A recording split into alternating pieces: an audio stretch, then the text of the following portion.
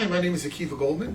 I'm an attorney with Goldman and Associates, and today I'd like to talk about the poorly behaving spouse or ex-spouse. If you find this helpful, please subscribe to our channel. What do we do in a situation where the parties are married and one is a particularly poor influence? One parent is a particularly poor example for the children. What am I talking about? Well, you know, there are marriages where on the weekends somebody gets drunk and vomits on the front lawn and ends up over there, and the kids see that. It's a very poor example. Another poor example might be a financial irresponsibility, like somebody cashes paychecks and runs to the casino, and then there's no money to buy food for the kids.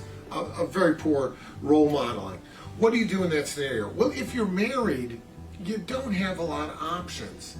If you're going to stay married to the person who's such a poor influence on your children, you're going to have to take it upon yourself to somehow remove that toxic influence from the children and somehow role model them in a way where they disregard what they see in favor of what you're showing. The problem is it's very difficult to do. You can't be there all the time. The kids are going to see what they're going to see. They're going to hear what they're going to hear. If your wife is a drug addict or an alcoholic and rages in the house because of it, the kids are going to see that, or they're going to hear it, and there's no real way to deal with it.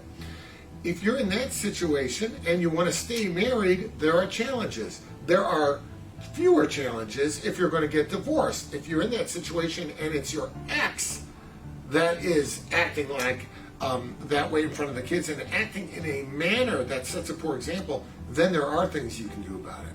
Because I'll paint you the scenario. You bring your kids for parenting time.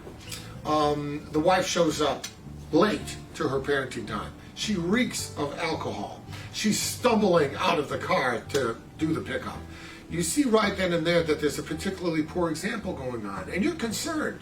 You don't want your kid driving off with this power drinker. You don't want that to happen. So what do?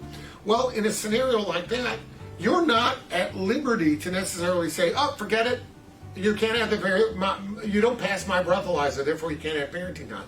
If you do that, all you're going to get is a motion that they file, and you're going to be on the defensive, and you're going to have to explain to the court why it is that you made that decision in violation of the court's order. Now you can say, "Judge, in my assessment, this person was drunk," and the court may believe you or may not believe you. But the court might also say, "Well, how do you know?